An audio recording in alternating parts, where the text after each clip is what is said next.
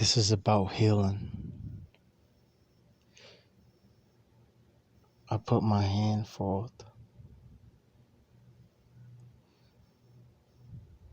and I stretch it out a little bit, twinkling my fingers from left and right hand. The bones crack inside of my flesh. Then I remove the skin, the bone, the tendons, and my hand becomes pure energy, pure spirit, pure metaphysical. And I use this dimension of my hand to go inside of your heart. I stick my hand deep inside of your heart, massaging the outer areas of your organ. And I squeeze it a little bit tighter and then remove the flesh from the heart's chamber until the heart becomes metaphysical and also spiritual. Now I go deep inside the heart, massaging every area around it and triggering electrical functions until I get down to the core of it. And then that's when I squeeze it the tightest, and it reveals all the secrets to me, and I go inside of your life and I meet you as you were once a child, and I see you being beautiful and bliss. And then I look into your eyes and I give you a great big hug, and I walk with you through your pain. I let you see what your life will become before it has begun. And as we hold hands and stroll through this mysterious path, I'll allow you to see everything that's going to be. And you look around in curiosity, wondering, how could you make a difference? How could you avoid this? And then I stoop down and I tell you, the way to avoid this is to not to avoid this. You are very special. You are very beautiful. You are very unique. You don't fit in. You are made and designed, predetermined in divinity. You are miraculous. You are terrific, spectacular, fantastic, and an extraordinary being in the form of a woman. And you have to experience these things so that you can transform not only you, but the rest of your universe as well. Everything that's in relative to you, everything that connects and relates to your inner and outer being functions. And you have to go through this. This is only a mirage of suffering, but underneath this, when you pull the curtain back, it's actually a beautiful card and just misunderstood and interpreted as pain or something awful and something bad and negative, something you just don't want to experience. But you have to experience this, because if you don't walk through this path, then you shall ever remain just a little girl. And I'm sure one day you want to grow up and be a powerful woman. I'm sure one day you want to grow up and be an amazing person and make a difference and live out the rest of your destiny. Your serenity is calling for you. But you have to go through this, baby. And I promise I will always be by your side when you're feeling sad and lonely. That's me. That's me. I'm that feeling. As long as you feel something, that's me. So don't worry, baby, I'll be with you every step of the way as you walk into your sunset and as you go through this suffering, as you get your vulnerability exposed and your innocence demolished and everything you thought you stood for taken away from you, as you get taken advantage of, as you get stepped on, as you get treated as scum, as you get beat down and thrown away like garbage, as you are drowned in doubt and insecurity, and as you lay in the depths of depression, and as you fall into the quicksand of worry, don't worry, I will always be by your side. I will always be that feeling to remind you to keep going. And no matter how much you cry, I'll be there catching every tear as they drip down your cheeks. You will not see me. You will not taste me. You will not hear me. But you will feel me. I will be there. And I will never leave your side. So baby girl, please go on. Please move forward. I'm sure this is the best choice for you. You have to go through this. I believe in you.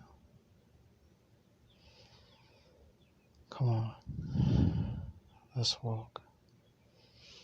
This is going to be your first step. You're going to feel neglect. That's going to be the first option.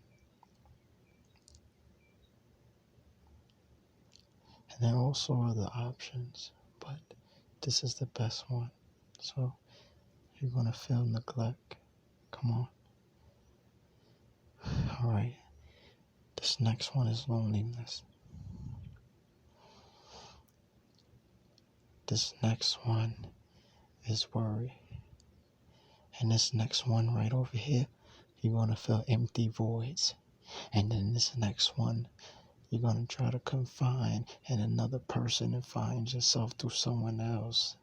This is going to be an interesting one. All right, so right over here, after you combine yourself with this other person, you're going to create a family, or you're going to have the idea of creating something together, and then it's not going to work out because both of you are on the same path. You're just bumping into each other, which I don't know how to help each other. So now, once you create this idea of creating something with this person, right over here is where it's going to fall, when it's going to fail. And then right over there, through that door, is where you're going to have to pick up all the burdens and then come back outside and have to bury your seed, try to plant and grow them on your own. And then right over here is when you're going to feel the most loneliest. And then right over here in this section is when everything you thought supported you and held you up is going to come crumbling down. It's going to fall to the floor. And then right here is when they're going to tell you they don't need you or want you anymore. And then right there is when you're going to go out your way to try to be loving and kind and help everybody, but you going to reject help, and you not going to want nobody to help you or push you up because you feel like you're the one that could hold everything together. And then right there, that's going to be your weakness. And then right there, your pride is going to bring you down. In 2 steps over here is where you might want to kill yourself. And then right over there is where you're just going to find a little piece of hope, a little tiny hope to live in.